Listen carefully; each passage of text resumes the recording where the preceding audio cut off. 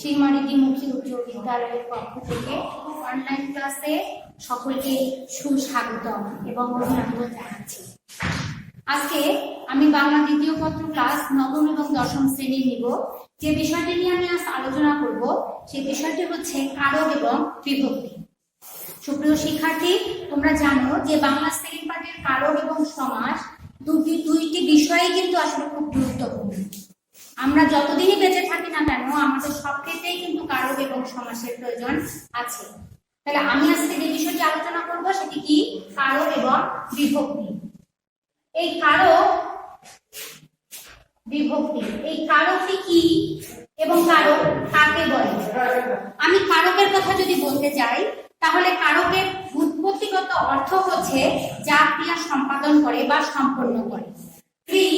ক্রি ধাতু নখ বা অ, ক্রি ধাতু নখ, অথবা আমি যদি বলি অ, মানে যা ক্রিয়া সম্পন্ন করে বা যা দ্বারা ক্রিয়া সম্পন্ন হয়।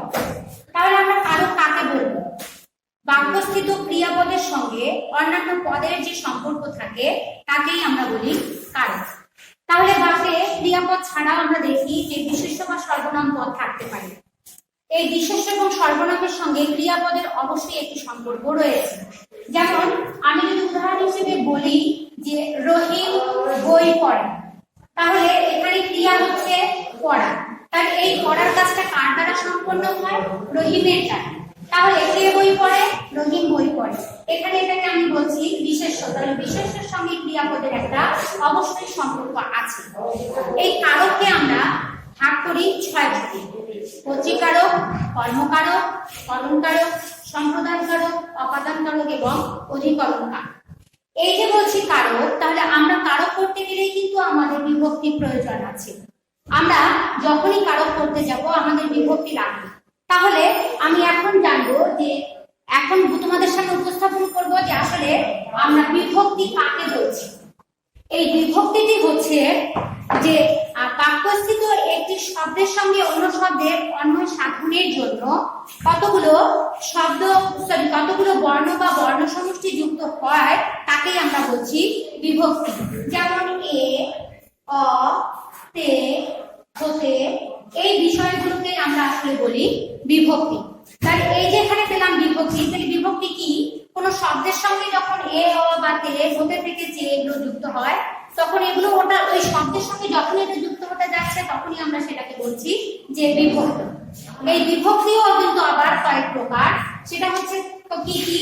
একটা হচ্ছে প্রথমা, দ্বিতীয়া, তৃতীয়া, চতুর্থী, পঞ্চমী, ষষ্ঠী এবং সপ্তমী বিভক্তি। তাহলে এই যে আমরা প্রথমা থেকে সপ্তমী পর্যন্ত এখানে কিন্তু বিভক্তিগুলো পেলাম। এই বিভক্তি আমাদের প্রত্যেকটি কারকের জন্যই দরকার আছে, কিন্তু আমরা জানি যে বিশেষ করে প্রথমা বিভক্তিতে কিন্তু কোনো বিভক্তির চিহ্ন আসলে খেয়াল করা যায় না। তখন সেটাকে আমরা শূন্য বিভক্তিও বলতে পারি বা প্রথমা বিভক্তিও বলা যেতে পারে। তাহলে আমি সুপ্রিয় শিক্ষার্থী তোমাদের বলেছি এখনই যে আমরা এই কারককে আসলে ভাগ করি কয়টি ভাগে? কারককে ভাগ করা হয় 6 ভাগে।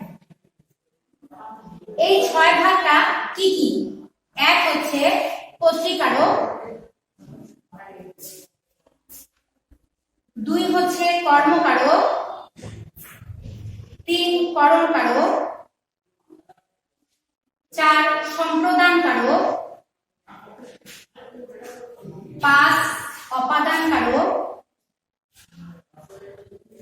এবং 6 অধিকরণকারক।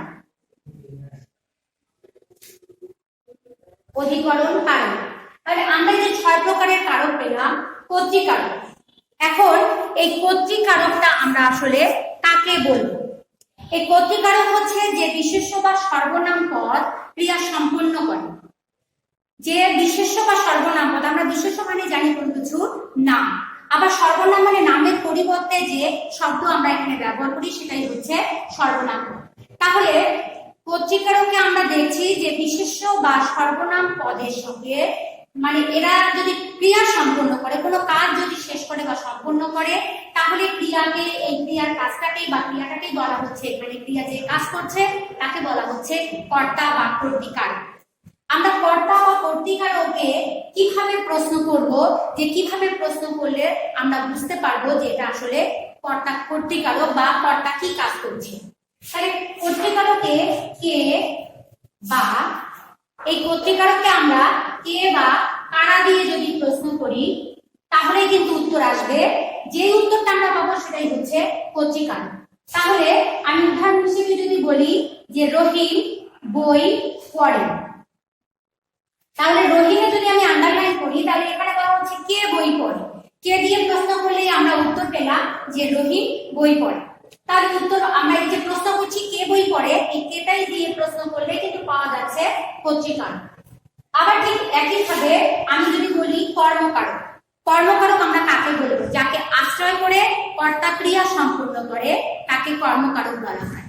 কর্মকারকের বেলা আমরা প্রশ্ন করব কি দিয়ে, তাহলে এখানে কি দিয়ে যদি প্রশ্ন করা যায়, কি বা কাকে, কি বা কাকে দিয়ে যদি প্রশ্ন করি তাহলে বুঝবো যে এটা হচ্ছে কর্মকারক।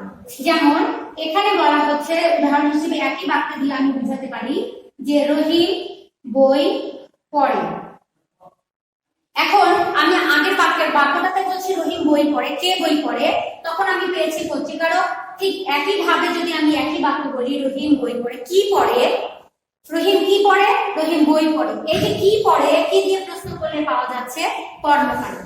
তাহলে সুপ্রিয় শিক্ষার্থী, আমি কর্তৃকারক এবং কর্মকারককে তোমাদের যতটুকু বুঝিয়েছি আমার মনে হয় তোমরা ততটুকু বুঝতে পেরেছো, কর্তৃ এবং কর্মকারক।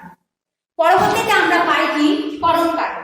এই করণকারক আমরা কাকে বলবো, এই করণকারকটা হচ্ছে যে করণ শব্দটির অর্থ যন্ত্র বা সহায়ক কিছু উপকরণ। এই করণ শব্দের অর্থই হচ্ছে যন্ত্র বা সহায়ক বা উপকরণ। তাহলে প্রশ্ন আসবে ক্রিয়া সম্পাদনের যে যন্ত্র বা সহায়ককেই আমরা বলছি হচ্ছে করণকারক। এই করণকারকে আমরা প্রশ্ন করব কি দ্বারা বা কিসের দ্বারা, কি দ্বারা বা কিসের দ্বারা। তাহলে কি দ্বারা বা কিসের দ্বারা যদি প্রশ্ন করা যায় তাহলে আমরা হচ্ছে উত্তর পাবো সেটা হবে করণকারক। এখন এই বাক্যের আমরা উদাহরণ হিসেবে বলতে পারি যে টাকায় কি না হয়, টাকায় কি না হয়, তার মানে এখানে বোঝা যাচ্ছে মূল শব্দ আছে টাকা, টাকায় কি না হয় মানে টাকার দ্বারা কি না হয়। তাহলে কি দ্বারা বা কিসের দ্বারা আমাদের উত্তর চলে এলো যে টাকার দ্বারা। তাহলে টাকার দ্বারা কি না হয়, এখানে আমরা পেলাম করণকারক। এখন আছে সম্প্রদান কারক। তাহলে সম্প্রদান কারককে আমরা কিভাবে জানবো, যে সম্প্রদান কারকটা হচ্ছে যে শর্ত ত্যাগ করে কিন্তু দান করাকেই বলা হচ্ছে সম্প্রদান। যেমন আমি যদি বলা হয় যে বাবা কি করে সৎপাত্রে কন্যা দান করে, তাহলে কন্যাকে দান করা হলো, তার বিনিময়ে কিন্তু কিছু নেওয়া হয় না। তাহলে শর্ত ত্যাগ করে দান করলে আমরা সেটাকেই বলছি সম্প্রদান কারক। তাহলে এটা আমরা প্রশ্ন করবো শর্ত ত্যাগ করে কোনো কিছু দান করাকেই বলছি সম্প্রদান কারক। ঠিক একইভাবে আমরা পাই অপাদান কারক। এই অপাদান কারক আমরা কিভাবে বুঝবো যে অপাদান কারকে আমরা কিভাবে প্রশ্ন করব বা কিসের দ্বারা বা কি দ্বারাটা আমরা বলছি করণকারক।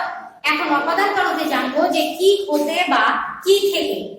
এই অপাদান কারকে প্রশ্ন করতে গেলে আমরা যদি কোনো বাক্য দিয়ে প্রশ্ন করি যে কি হতে বা কি থেকে, কি থেকে বা কি হতে, তাহলে যে কোনো প্রশ্নতেই যদি বলা যায় আমরা এখানে উদাহরণ হিসেবে যদি বলি যে